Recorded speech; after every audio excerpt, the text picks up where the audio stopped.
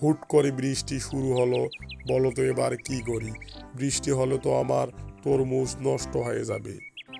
কি দাদা, বৃষ্টি আসলো যে, বাড়ি যাবা না? যাও, আমি পরে যাব।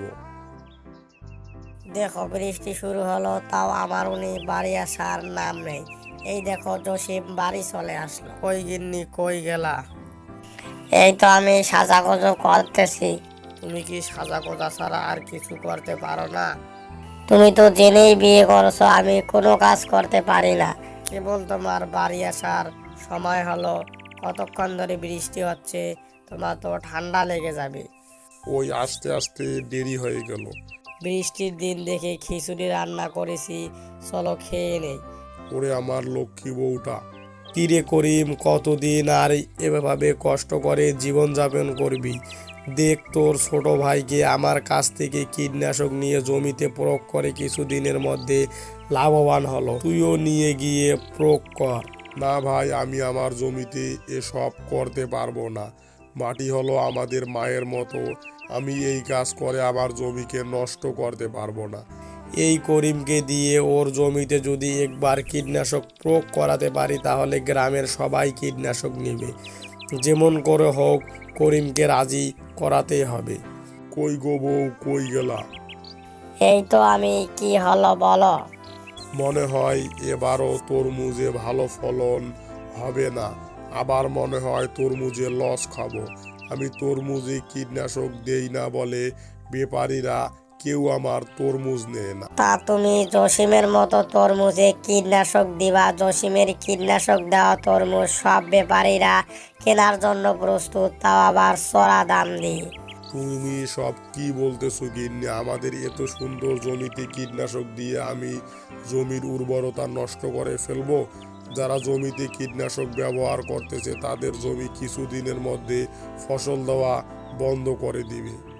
সেটা তুমি ঠিক বলেছো।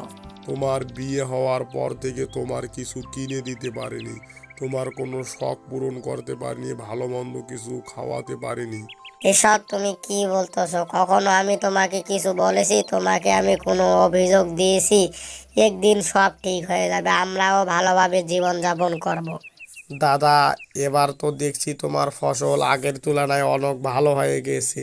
বা কি সুন্দর রং, কত বড় বড় সাইজ, দেখে আমার মন জুড়ে যাচ্ছে। আচ্ছা, তা কোন দিন আসবো তোমার তরমুজ নিয়ে যেত বলো? 4-5 দিন পর আসেন সাহেব, আর এবার একটু রেটটা বাড়িয়ে দিতে হবে, খরচটা একটু বেশি হয়ে গেছে। রেট নিয়ে চিন্তা করিও না তুমি। সাহেব বাবু, আমার তরমুজগুলো দেখুন, একেবারে কীটনাশক মুক্ত, বিন্দু পরিমাণও ভেজাল নেই। আমার তরমুজ নেবেন না? করিম ভাই, আপনার তরমুজের যে রং আর যে সাইজ আমি কিভাবে নেব বলো? কাস্টমার এগুলো দূর থেকেই দেখেই নেবে না, আমাদের তো কাস্টমার চাহিদার ওপর ভিত্তি করে মাল কিনতে হবে। এ বলে ব্যাপারী চলে যায়, আর করিম অসহায়ের মতো দাঁড়িয়ে থাকে। গিন্নি, ব্যাপারী কাল সব তরমুজ নিয়ে গেছে, আর এবার আগের বারের থেকে বেশি লাভ হয়েছে। এবার যেহেতু বেশি লাভ হয়েছে, তাহলে আমাকে একটা গলার হার বানিয়ে দিন। আচ্ছা ঠিক আছে, তোমাকে সুন্দর দেখে একটা গলার হার বানিয়ে দেব। কই গেলে জসিম সাহেব, বাইরে আসেন তাড়াতাড়ি। কি হলো শহরের বাবু? আপনি কি আমাকে এবার তরমুজ দিয়েছেন নাকি কি দিয়েছেন বলুন তো? কেন আবার, তরমুজের কি হলো? সব তরমুজের ভেতরে পচে গেছে, একটা তরমুজও ভালো নেই। আপনি আপনার তরমুজ নিয়ে নেন আর আমার টাকা ফেরত দেন। আচ্ছা ঠিক আছে।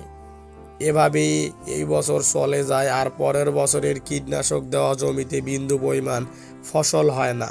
জসিম পথে বসে যায়, আর করিমের জমিতে সুন্দর তরমুজ ফলন হয়। ব্যাপারী ডাবল দাম দিয়ে করিমের তরমুজ নিয়ে যায়।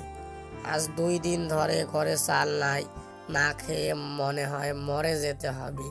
কি করি কিছুই ভেবে পাইতেছি না। ওই রে জসিম, বাইরে আয়। কি হলো দাদা? এই নে কিছু টাকা তোমার সংসার চালানোর জন্য, আর আমার উঠানের জমিটা তুই চাষ করে খাস। আর মনে রাখিস যেন ভুল করে ওই কীটনাশক ব্যবহার করবি না। বাঁচালে দাদা, আর জীবনেও কীটনাশক ব্যবহার করব না দাদা।